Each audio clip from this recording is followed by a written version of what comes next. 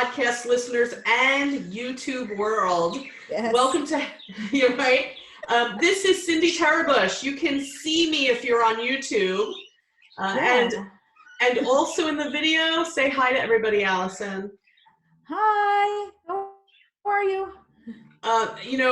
In the current crazy situation, Alison and I were texting back and forth, and we said, what do we need to do in the podcast? What do people need? And I firmly believe that what we most need right now is human connection.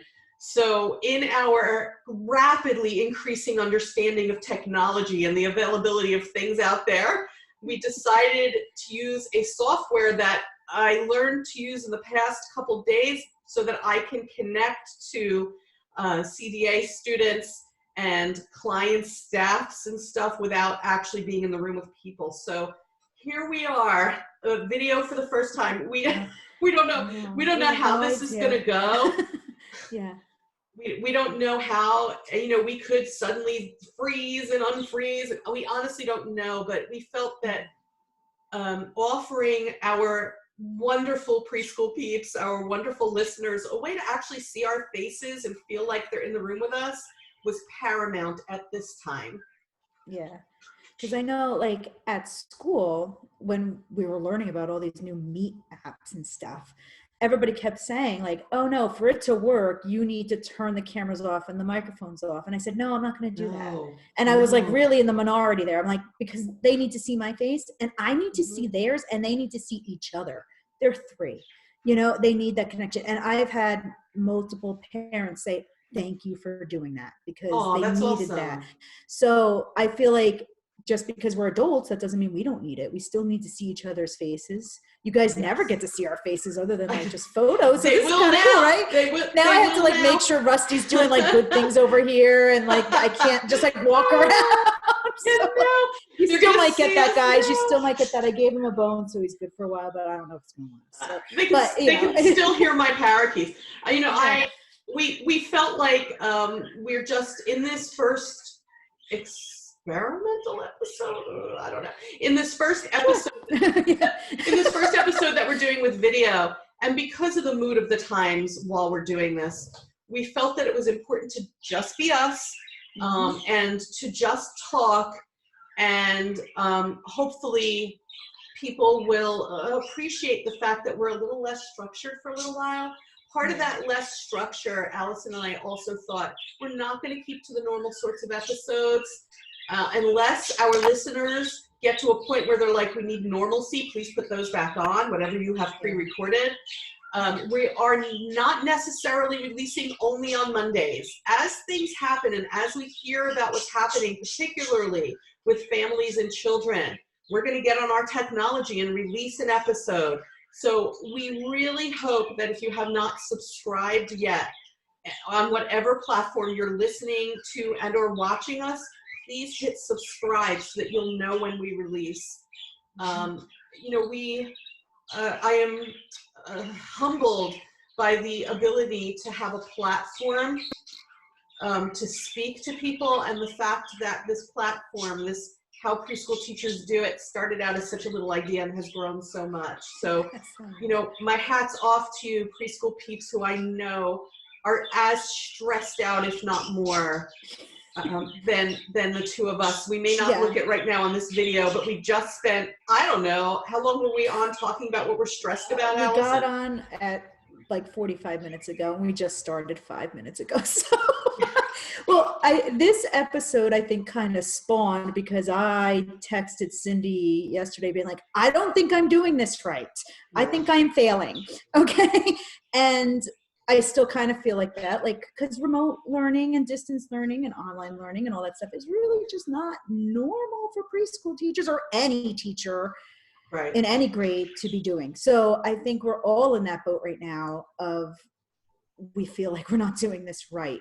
But when you feel like that, you feel so alone. And I felt so alone yesterday when I was like, I hung up the Google Meet and I was like, oh my God, I wanted to cry because I was like, that was horrible.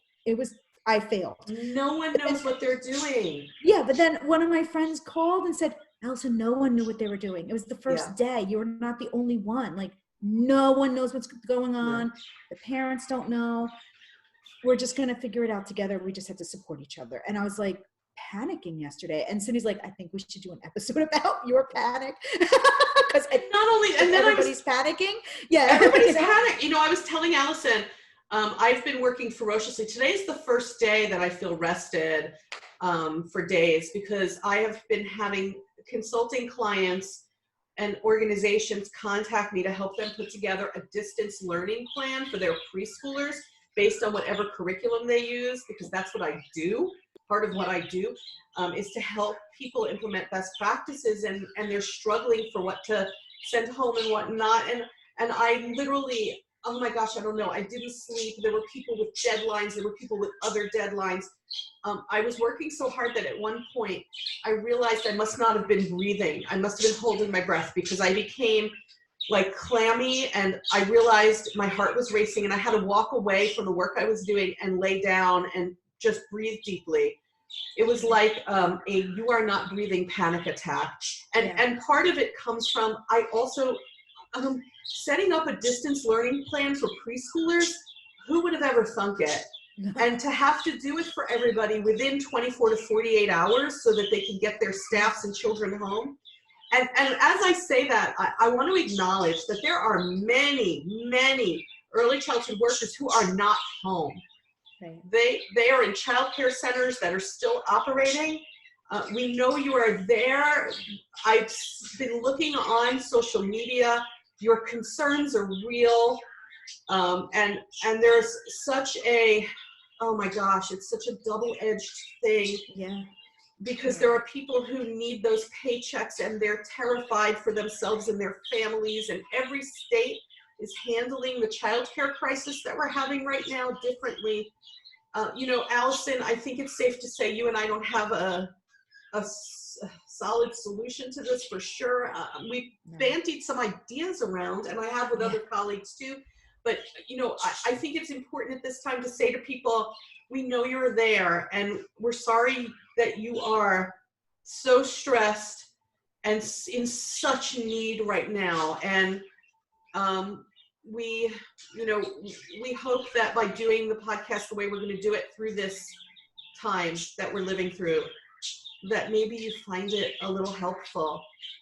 Yeah. Alison, you had an idea about how people can communicate what they need with us. So why don't you go ahead and talk about that? So I think that now that we're in these times and we need to connect and support each other in different ways, I think that we need to hear from you, either going through our website and commenting, or on Facebook, or however you want to get in touch with us, to figure out what are your concerns? What do you need us to talk about?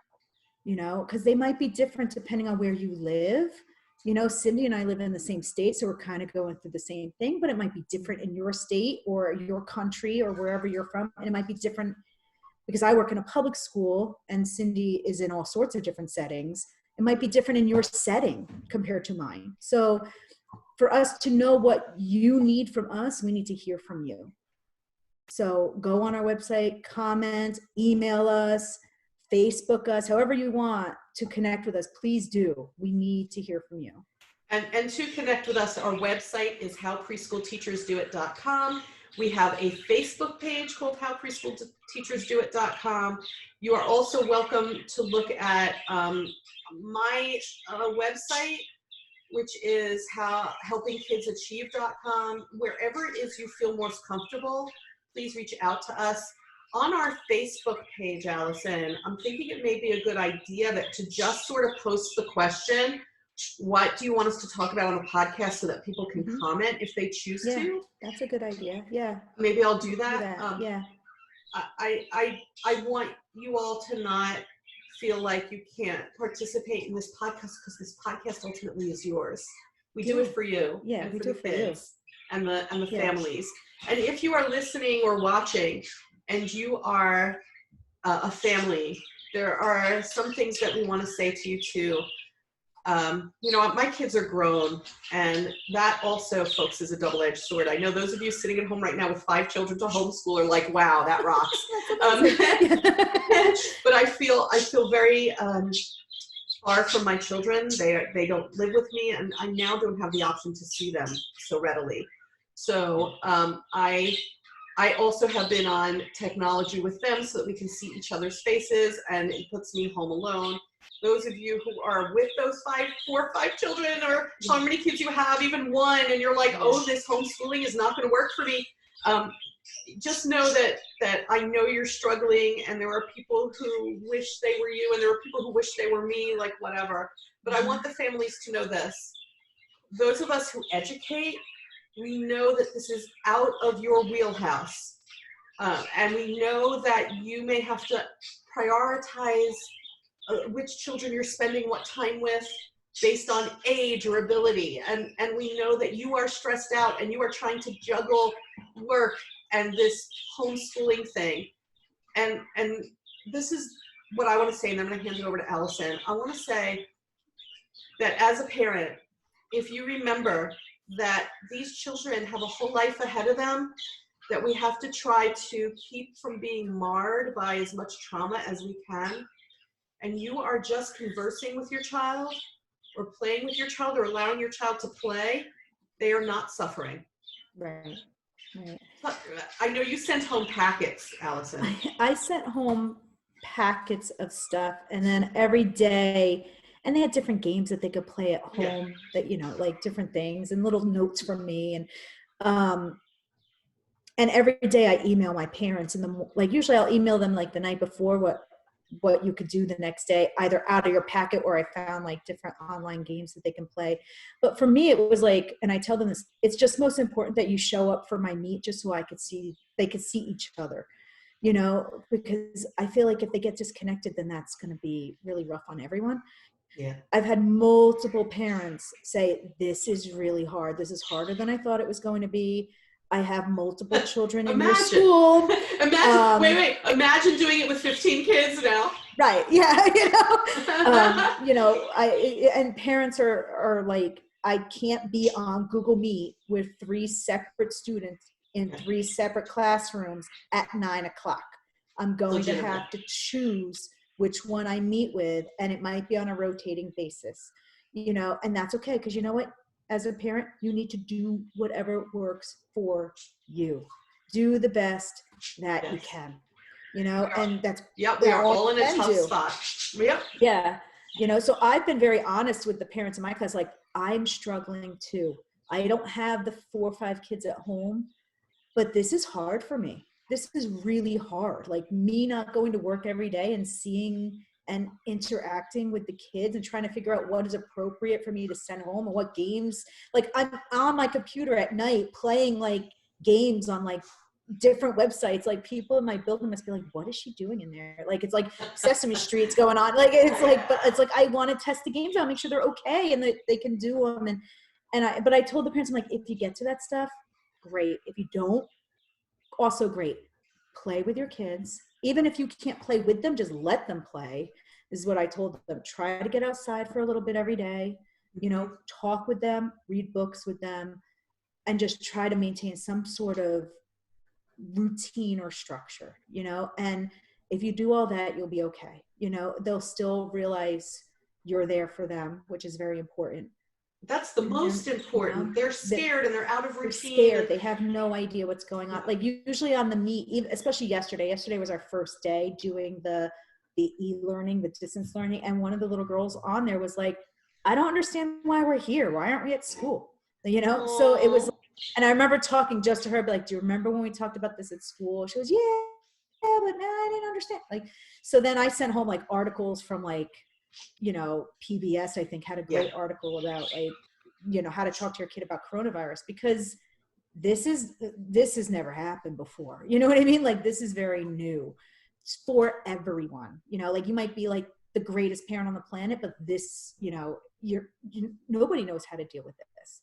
So it's just hard. You could be the greatest teacher and not, like, I told all my parents, I'm like, listen, I consider myself pretty good at my job.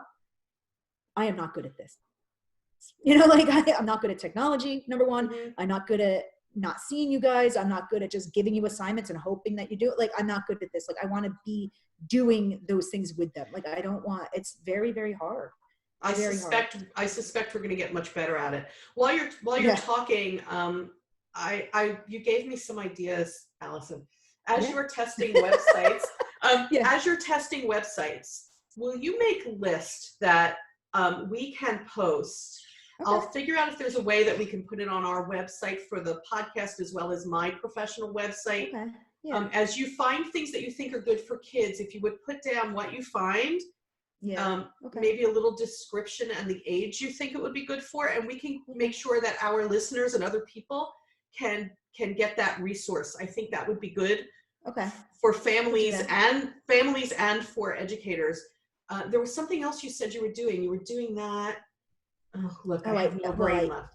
I email the parents every night. What else did I say in there? You know what some of the schools I work with are doing? They're doing a combination of things. Some of the schools I work with, I find the majority are using Zoom, but some are using other software like Google Meet. Yeah. But in addition to having that time, or in lieu of that time altogether, they're using the apps that they already had to connect with families, like Tadpole's Class Dojo, Right Wheel. Could you tell me those? Because I don't have one of those apps. So I was trying to figure out, and I emailed the other teachers of like, what I want is kind of like, almost like a private Facebook for kids kind of thing, where I could post things, but they can also post things and it'll show up in the news feed so that they can see. Because like right now, like I had a little girl send me a video of something that she made. I would love for the whole class to see that, not just me. But I don't know what website, because I heard Class Dojo, only the teacher can post, not everybody. Maybe a private Facebook page, private Facebook group. Okay. Sorry. Private Facebook group. Yes, one of my clients set up a private Facebook group for her school and also an Instagram account for her school. Okay, and then no one else can see it. Like I don't want their stuff going all over the place on the internet. I think you can make it private. I think you can make both private. Because that's a good idea. Yeah. Yeah. So you can. Oh my gosh! Look who's there! Rusty! Look, everybody! It's the barking dog. I feel like I want to bring the camera to the birds. Oh my god! There he is. The barking dog has a face. He actually exists. That was so great. I am so not editing this out. Oh, please don't. Like, I will say, that was awesome. If you are a teacher at home and you are remote learning, honestly, like, don't even, like, maybe some edits, but, like, mostly, like, when Rusty makes, like, appearances online, they're like, oh, my God! Like, they love it. Like, it makes them so happy. So, like I did. So what I've been doing, because I talk about Rusty at school all the time, so they're like, oh, my God, there he is. You know, like, he's a celebrity. Like, I could put Rusty on the screen for the entire, like, Google Meet, and they'd be like, oh, yeah, that's awesome. You know? Yeah. I also started, because the kids are 3 and they love Rusty so much, like these riddles with Rusty. So I go around my town, find something that he can go into, take a picture of him there, and give clues. Like he was at the river or something the other day, and I was like, this starts with the letter R. You know, it is that's awesome. Body of water that flows. Sometimes it flows fast, sometimes it flows slow. Where am I? And then you scroll down, you see the picture of him, Rusty. You see the picture of him at the river, and then it's like that. And I have it talking like he's talking to them, like, that's right, you're so great, you know.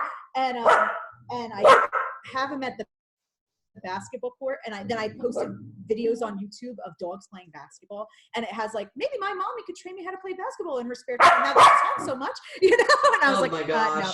And then my class is called the Preschool Puppy, so every time he signs off or whatever, it's like, be the best puppy you can be, love Rusty. Oh no, Rusty. Oh boy. Oh yeah, he's getting mad. I'm gonna leave. You were talking about teaching Rusty to play basketball. Every time I go by my parakeets, I look at them and say, if I get really bored over the time we're home, you guys are in big trouble, because I'm determined to hand tame both of you. That's how I will spend my time. I'm going to spend my time with my head and hands by these birds to get them to be calmer when I'm with them. Rusty is not calmer now that I'm home. He's actually getting more upset, like angry because it's out of routine for him too. Yeah, and then like yesterday there was a lot more phone calls, like people from work called, this and that, and I can't. by the time it was over, like I remember you saying, "Do you want a podcast?" And I'm like, I'm all talked out. I cannot talk about it anymore. And by the end, I can't blame you. So I feel the same. So I think like as teachers or parents or basically anybody in this situation, which is all of us, I think we do need to figure out a way to like turn it off. Like for me, like after a while yesterday, I was like, I can't even talk about this anymore. I need to watch TV. I need to do something. I need a TV show that's not going to get interrupted by some alert that's going to happen. Like, I don't know what that is for everybody, but I think it's important to try to figure it out, or we're all going to just go coronavirus crazy. We really are. I keep looking around. Like, I think I'm going to lose my mind. This is like, for me, this is like day, what is this, day 2 or 3? I don't know. This is like day 3 of serious inside. And I've said on the podcast before, I'm an introvert. I love being home. I might revisit that and rethink it. I did tell people, I was like, we've been training all of our lives for this. Okay. No, not this. The difference is when I choose to stay home for my entire spring break, it's my choice. Yes. Okay. So it's kind of like freeing. You're like, oh, I could choose to stay home and not do anything. This is great. Now I don't. Do you think we're gonna learn something about how kids feel when we're constantly imposing rules on them that don't seem valid or to make sense? I mean, these rules are valid. I think that they've put us under. I think they are, but at first, when they first started making announcements, every time they came on to close something else or restrict something else, it was like being slapped in the face. Oh my God, every time I got a panic about something, I'm like, oh my God, what do you mean the movies are closed? Like I was going to go to the movies anytime soon? No. Okay. Oh, no. But I was like, oh my God, I can't go to the movies. Now it's like, what do you mean the malls are closed? I haven't been to a mall in like since. Okay. I would like to get but the fact that I can't go. I would like to get my new eyeglasses out of mall jail, but that's not happening for a really long time. I can't do it. I can't do it. And I think, okay, you know how I want to end this podcast? Allison, if you agree, and if you don't, you can keep talking. But I usually let's end it with what? I said I usually do agree with you. All right. That's why we do this together. That's why we work. Let's end it together, guys. Let's end it with a little food for thought. What we're feeling now isn't all that different, I think, from what a lot of kids feel on a daily basis when rules are being imposed on them that they either don't understand or feel are very restrictive. While it's a different sort of stress, I think I'm going to gain a little compassion for them. I want you to know, every time I use an S word, Siri is like, what do you want on my screen? So I don't know, maybe we're going to learn a lot about this sort of thing and about kids and families and actually about what's important. You know what we're not restricted from doing? We're not restricted where we are anyway. We're not restricted from being outside at all. And so I hope kids are playing outside a little more. Yes, in your isolation, in your family unit or wherever your kids are, but maybe you're outside a little bit more, taking walks together a little bit more to clear your head. Enjoy nature a little bit more than you used to. Right. What are we going to learn? What are we going to learn? I've come over the course of my life to believe that everything is a learning opportunity if we seek the lesson. So I do, in between panic attacks in my own life, I do want to seek the lesson. My sister put it really well. I contacted my sister and I said, just to check in, how you doing? And she texted back. I texted her because I knew she was working. And she texted back and she said, I'm still for 58 of every 60 minutes, I'm calm. And I said, 58 out of 60 minutes is not too bad. That's pretty good. That's better than I got going on. Not too bad. The vast unknown. Yeah. So, I think we're going to learn so much from this. And I want our listeners to share what good can come of this? What are we going to learn and what are we going to do better and different? I want you to have faith that the kids will eventually someday be back in school together, because I know. they're hardwired to be together. I know. You know? I And know. I find it, I'm gonna get like so sad. I find it I know, very it sad. makes me very sad. It makes me very sad. But it's also for their protection if they're not together. If you are in a childcare center that is still open, all the kids need from you is attention. Yeah, that's what they need. That's what they need. And I know you need it too. My heart is out there with you, people still in the childcare centers. As I said before, every state seems to be giving out different directives. There doesn't seem to be a general direction. I don't even know. We don't know. And I know that there are people who have to work, and I know that there are people on the front lines of this.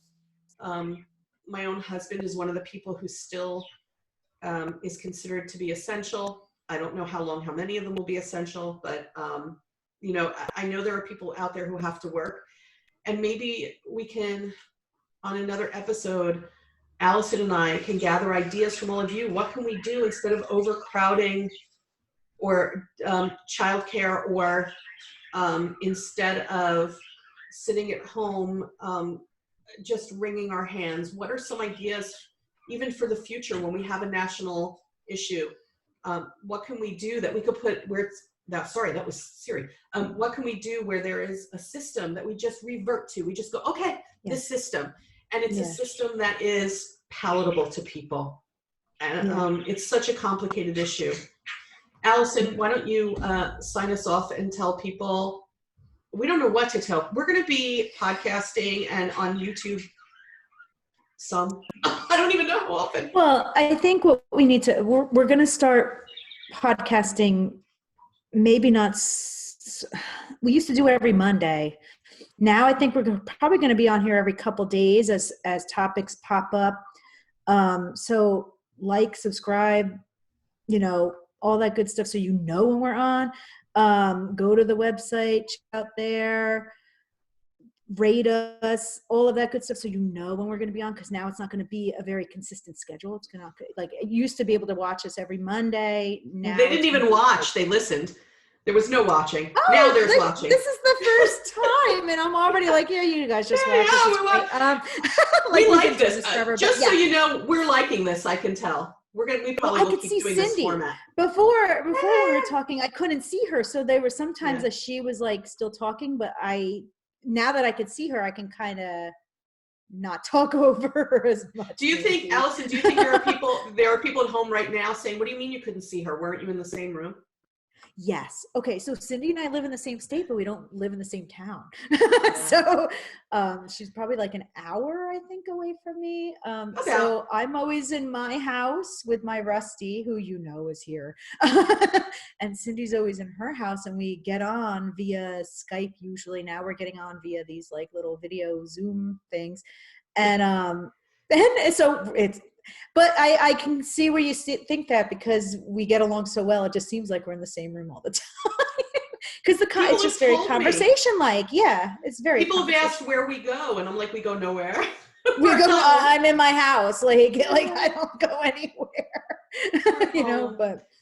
Yeah. So, over the coming weeks, we're going to, as Alison said, we're going to probably do this more often, and you never know who you'll see. You saw Rusty. I don't know, one day you may see my husband. Who knows who's going to be on the podcast? It's going to be like, you ever see that video of the man who was doing like the CNN? He was videoing himself from home to do some, and his like daughter walks in or something, and here's like the mother like chasing her. I'm like, it's kind of like that, but with Rusty and your husband, or sometimes Paige. Who knows? Who knows? Who knows who's going to be here? I don't know what's going to happen. We don't know. I have one child in Brooklyn. I have the other one staying in the southern part of our state with his girlfriend and her family, because he is working down there. But now, of course, he's working from home remotely. So I don't know. Who knows? I don't know. Anyway, we're gonna sign off with we don't know, but we'll be broadcasting again. Please do let us know what you need from us, and thank you so much for being our preschool peeps. Please spread this, share it, let people know here we are. Watch people. They're going to. We hope to give good advice to families, and educators. So till next time, preschool peeps, Bye. fight the good fight. Yeah, and Stay support safe. each other. Support each other. Yep, stay safe. Mm-hmm.